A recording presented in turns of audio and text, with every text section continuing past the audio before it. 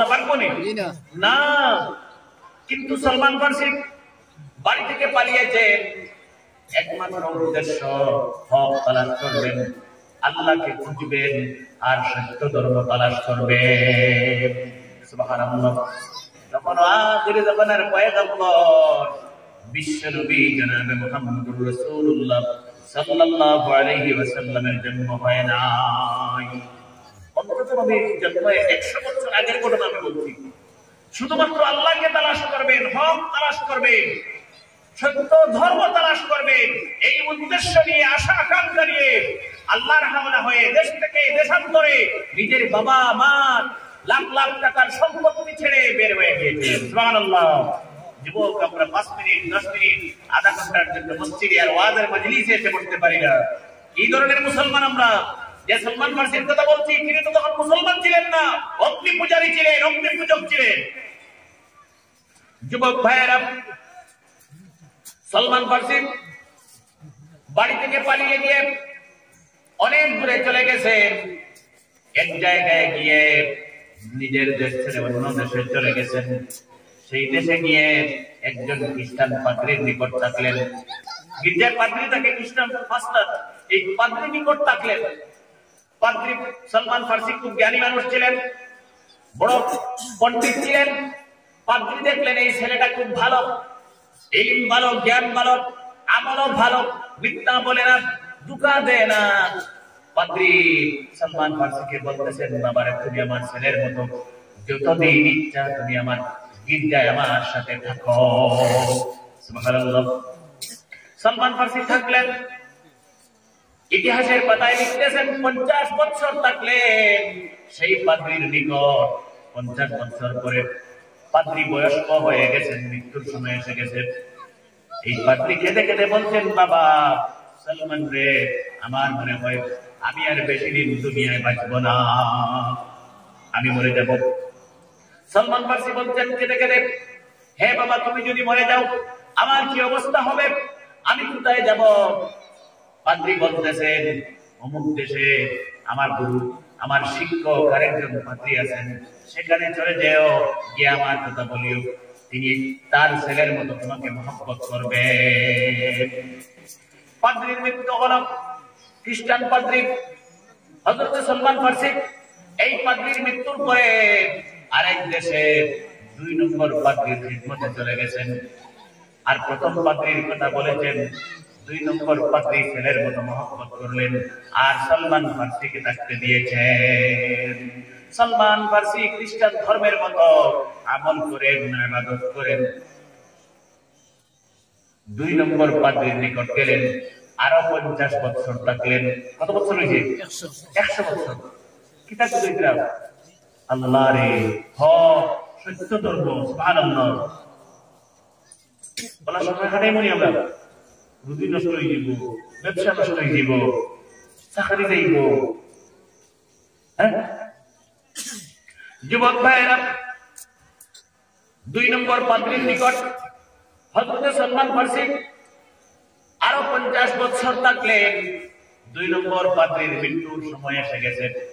পাদ্রী ডেকে ডেকে বলছেন, সালমান রে, আমার মনে হয় আমি বেশি দিন পৃথিবীতে বাঁচব না। সালমান ফার্সি বলছেন, আপনি মারা গেলে আমার কি অবস্থা হবে, আমি কোথায় যাব?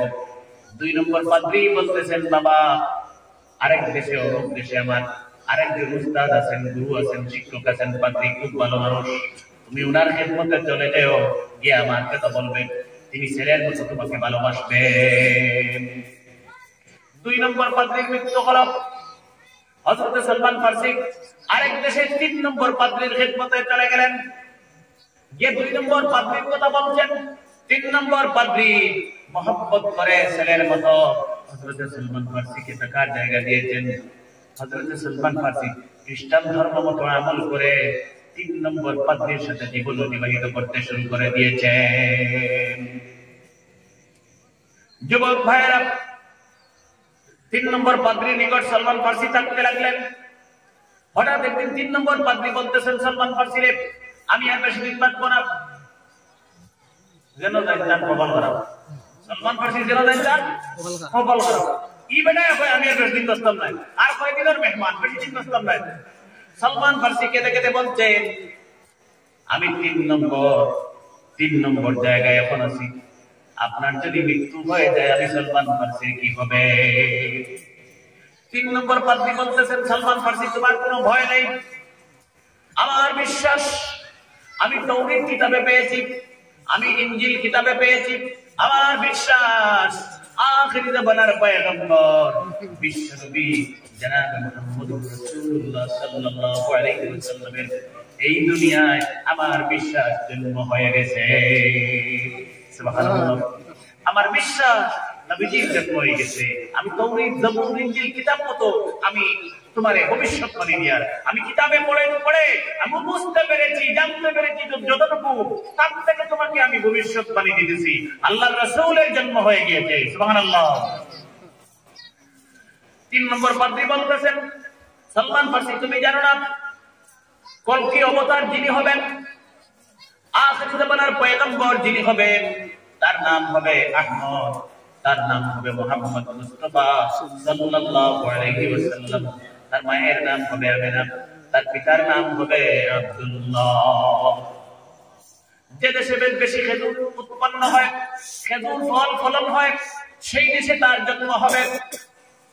মানে একটু বর্ণনা দিরা আর কি কিতাব মতো 3 নম্বর পাদ্রী সালমান ফার্সি নবী সম্পর্কে পরিচয় দিরা, বংশগত হইব, বাবার নাম কি হইব, বাড়ি কানে হইব, জন্ম কোন সময় হইব, কিতাব করবো তা পরিচয় দিরা, যাতে সালমান ফার্সি কোনদিন দেখা হইলে তাড়াতাড়ি পরিচয় পায়। সুবহানাল্লাহ।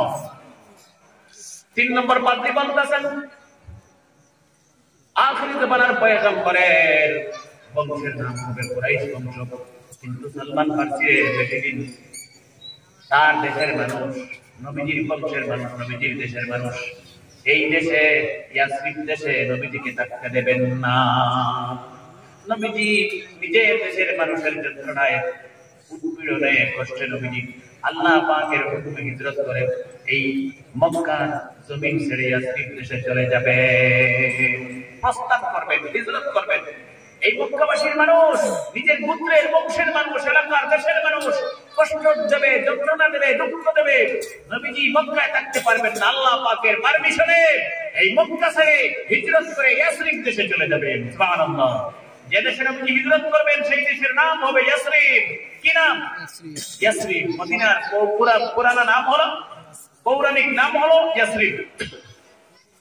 পণ্ডিত বলতেছেন সালমান ফার্সি শুধু ইয়াসরিব না, ভবিষ্যৎবাণী দিতেছেন পণ্ডিত, শুধু ইয়াসরিব না, তুমি জানো না আখির জামানার পয়গম্বর যেদিন হিজরত করে মক্কা থেকে ইয়াসরিব দেশে চলে যাবেন, সেই দিন এই দেশের নাম হয়ে যাবে মদিনা।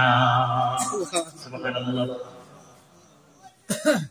সালমান ফার্সিকে 3 নম্বর পণ্ডিত বলতেছেন, আমার যদি মৃত্যু হয়ে যায়, আমার মৃত্যু হওয়ার সাথে সাথে তুমি আর এখানে থাকবে না, তাড়াতাড়ি ইয়াসরিব দেশে মদিনায় চলে যাবে। সুবহানাল্লাহ।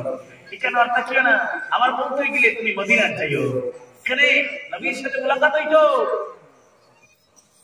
হযরত সালমান ফার্সিকে পণ্ডিত বলছেন, তিনি নবী কিনা না তুমি ভালো করে পরীক্ষা করে নেবে।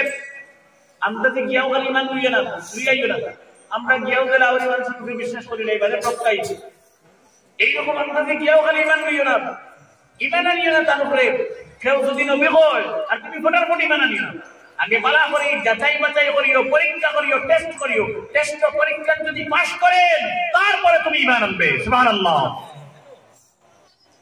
যুবক ভাইরা, পণ্ডিত বলছেন মদিনায় যাবে আমার মৃত্যুর পরে, নবীজির আদব সম্পর্কে, নবীজির আখলাক সম্পর্কে, নবীজির কথাবার্তা সম্পর্কে, নবীজির আচার ব্যবহার সম্পর্কে, নবীজির উঠা বসা সম্পর্কে সব বর্ণনা করে দিয়েছেন 3 নম্বর পণ্ডিত।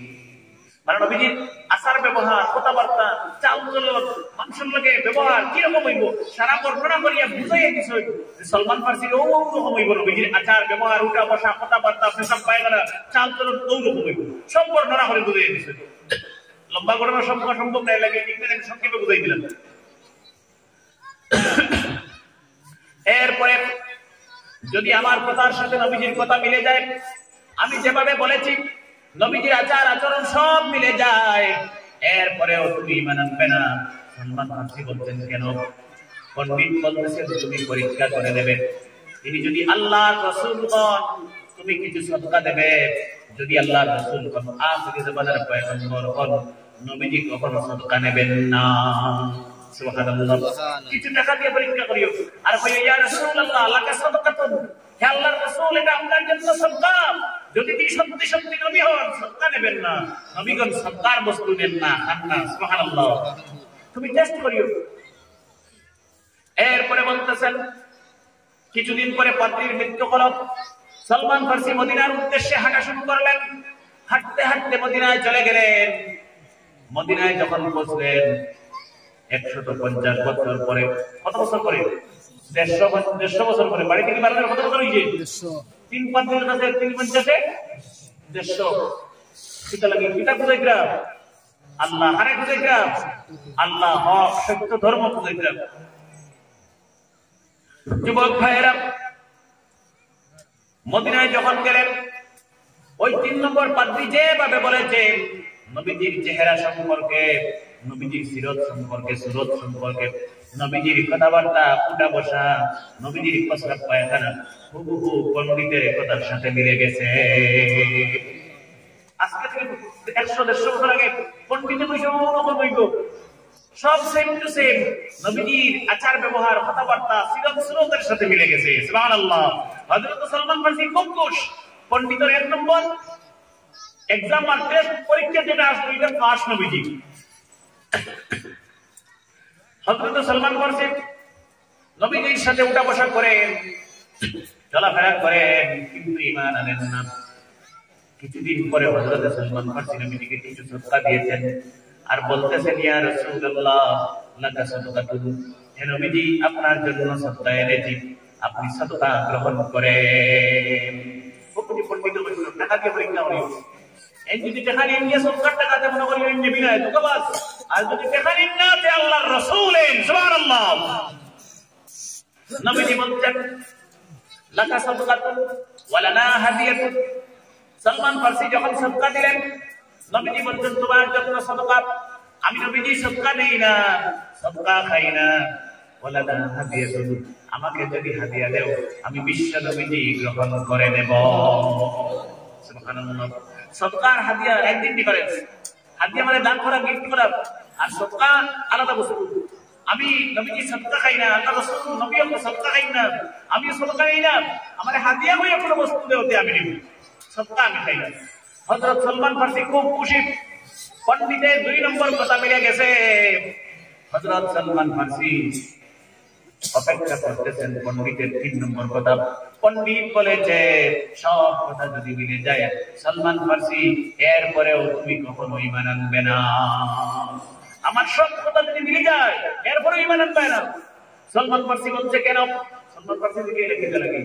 সালমান ফারসির জবাবে 3 নম্বর পণ্ডিত বলেছেন সত্যি সত্যি যদি তিনি আখির জামানার পয়গম্বর হন, বিশ্ব নবীজি হন, তাহলে নবীজির 2 ভাগের 2 কাঁধের মধ্যভাগে পিছন দিকে মুহরে নবুয়ত লেখা থাকবে লা ইলাহা ইল্লাল্লাহু মুহাম্মাদুর রাসূলুল্লাহ।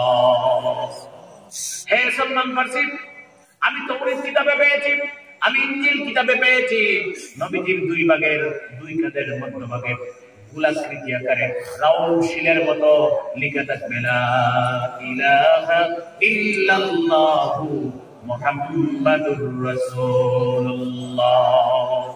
যতক্ষণ পর্যন্ত তুমি সালমান ফারসি এই মোহরের নবুয়ত, সেই বস্তুটার নাম হলো মোহরের নবুয়ত, তুমি সালমান ফারসি তোমার সচক্ষে যতক্ষণ পর্যন্ত দেখবে না আমি পণ্ডিতের আদেশ হলো ততক্ষণ পর্যন্ত ঈমান আনবে না। সুবহানাল্লাহ। 2টা টেস্ট এক্সামে বিশ্ব নবীজি পাস।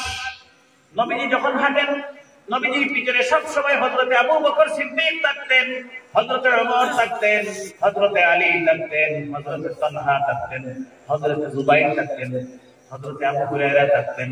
এইভাবে নবীজির বড় বড় সাহাবারা সব সময় পিছনে থাকতেন। নবীজি যখন চলাফেরা করতেন, হাঁটাফেরা করতেন, সব সময় পিছনে বড় বড় সাহাবীও থাকতেন। এই না থাকলে এই না থাকলে এইরকম। কিন্তু সালমান ফারসি এটা করতো এই জায়গায় কেন ধরে নিয়েছে, এটা আর খেয়ে রাইতে নেই না।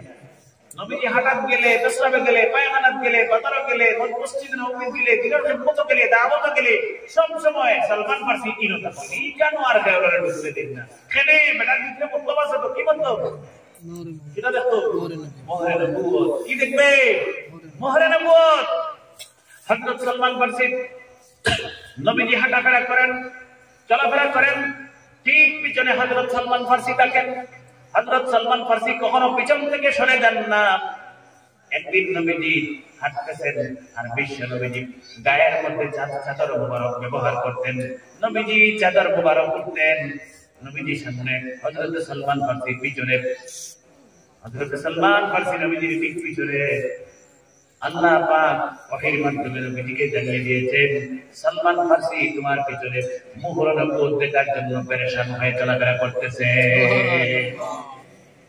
আল্লাহ পাক নবীজিকে জানাই দিয়েছেন যে তোমার পিছনে তোমার এই গুলের কেটে লাগে আপনি তো বুঝলেন না এ হাম দেখতো করি করে সুবহানাল্লাহ নবীজি সামনে হাঁটতেছেন সালমান ফারসি পিছনে সালমান ফারসির মনের ধারণা নবীজি জানতে পেরেছেন নবীজি দুই চাদর মুবারক গায়ের মধ্যে থেকে সরিয়ে দিয়েছেন হঠাৎ করে আর সালমান ফারসি বলছেন আমার সচক্ষে আমি বিশ্ব নবীজির মুহর নবুয়ত দেখে ফেলেছি সুবহানাল্লাহ আমি আমার সচক্ষে ডাইরেক্ট সরাসরি নবীজির মুহর নবুয়ত দেখেছি হযরত সালমান ফারসি যেই সময় নবীজির মুহর নবুয়ত দেখেছেন চিৎকার মেরে বলেছেন আল্লাহু আকবার আর বলতেছে না সহ্য করতে পারি না আমার মুখে আর মুখে আমি পড়ে নিয়েছিলাম ইলাহা ইল্লাল্লাহু মুহাম্মাদুর রাসূলুল্লাহ এই বলে সালমান ফারসি কলিমা পড়ে মুসলমান হয়ে গেছেন এই কথা বলার মূল উদ্দেশ্য হলো আমি যে বলেছিলাম তরিকায়ে চিশতিয়া আখির জামানার পয়গম্বর বিশ্ব নবী জনাবে মুহাম্মদুর রাসূলুল্লাহ সাল্লাল্লাহু আলাইহি ওয়াসাল্লামের বরকতি হাত মুবারকে হযরত আলী রাদিয়াল্লাহু তাআলা আনহুর বরকতি হাত মুবারক এসেছে আর হযরত আলী রাদিয়াল্লাহু তাআলা আনহুর বরকতি হাত মুবারক থেকে পিরাকির সিলসিলাটা হযরত খাজা হাসান বসরীর হাত মুবারক এসেছে পিরাকির সিলসিলা হযরত খাজা হাসান বসরী 3 নম্বর কুটি এই আলী রাদিয়াল্লাহু তাআলা আনহু কত বড় বুজুর্গ এই কথা বুঝাতে আমি এই ঘটনা বলেছি কি জন্য লা ইলাহা ইল্লাল্লাহ লা ইলাহা ইল্লাল্লাহ লা ইলাহা ইল্লাল্লাহ কিতাবের মধ্যে ঘটনা লিখতেছেন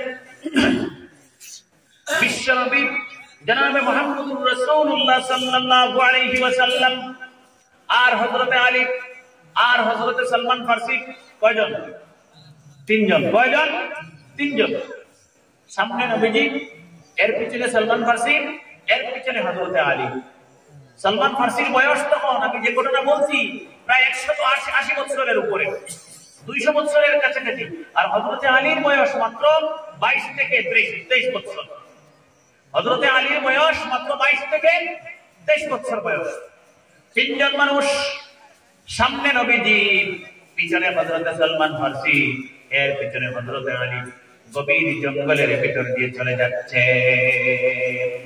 জঙ্গলি রাস্তায় হাঁটি হাঁটি যাইয়া কোন একটা দেইতা দিনের খিদমত দাওয়াত তিনজন যাইয়া আলী তো হযরত আলী রাদিয়াল্লাহু তাআলা আনহু কম বয়সী ডক করে সালমান ফারসি ওয়ালা সামান হাতের আঙ্গুল দিয়া ভর্তি করিয়া কম বয়সী মানুষ তো একটা মজা করা মাঝে মাঝে মজা করা এক সুন্নাত মাঝে মাঝে ভর্তি করা এক সুন্নাত সবসময় খালি গিজা ঠান্ডা হইয়া রইতাম কিটা কইয়া বুঝলেনি ওটাই ভর্তি করিয়া একটা যেটাও কিটা একটা করছেন হযরত সালমান ফারসির লগে সামনে তো নবীজি দেখরা না যেই মাত্র হযরত আলী ফুর্তি করে সালমান ফারসির সাথে মজাক করেছেন হযরত সালমান ফারসি চোখ ফিরাইয়া হযরত আলীর দিকে তাকিয়ে বলতেছেন সালমান ফারসি হযরত আলী রাদিয়াল্লাহু তাআলা আনহুকে বলতেছেন তুমি কি আমার সাথে ফুর্তি করতেছো তুমি কি জানো না আমি সালমান ফারসি তোমার যে বয়সে অনেক বড় হযরত আলী বলে একটা চোট লাগে গেছে হেগে ফুর্তি করে কইছে দুঃখ লাগছে যে আমি বেটা আল্লাহকে ফুর্তি করলাম আমার বেটা বয়সে আমার মতো বলতে বেটা ইগো দেখাইলো আর বয়সের দাম দেখাইলো, আমরা বলি বড় বয়সের দাম দেখাইলো হাবুয়ে ভাইয়া।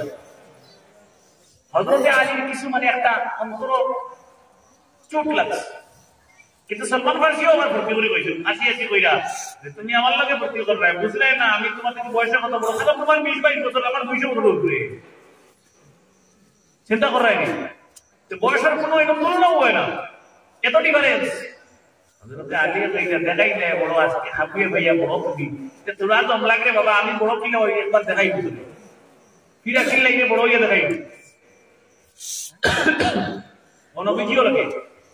হযরত সালমান ফার্সি আর হযরতে আলী বলতেছেন ঠিক আছে তাহলে শোনো হযরত সালমান ফার্সি, তুমি একদিন মুসলমান হওয়ার আগে অথবা মুসলমান হওয়ার কয়েকদিন পরে, নির্দিষ্ট ডেট কিটা বলা সই না, হয়তো মুসলমান হওয়ার আগে অথবা মুসলমান হওয়ার কয়েকদিন পরে তুমি গভীর জঙ্গলের ভিতর দিয়ে, পাহাড়ের ভিতর দিয়ে একা একা চলে যাচ্ছ, গভীর জঙ্গলের ভিতর দিয়ে। এই সময় জঙ্গলের ঠিক মিডিলে যাওয়ার পরে, মাঝখানে যাওয়ার পরে তোমার সামনে বিশাল বড় একটি জঙ্গলের বাঘ এসে দাঁড়িয়ে গেছে। ঘটনা দেখো, হযরতে আলী ইলা হলো না, বয়সে হলো, বয়সে ছোট, আইন ছোট না। আল্লাহ নবীজি কি তালা বলতেছেন আসাদুল্লাহিল গালিব, বাঘ দুনিয়ার মুশরিক সকল লাগিয়ে বাঘ বানাই আল্লাহ পাকে দুনিয়া পাঠাইছে, সুবহানাল্লাহ।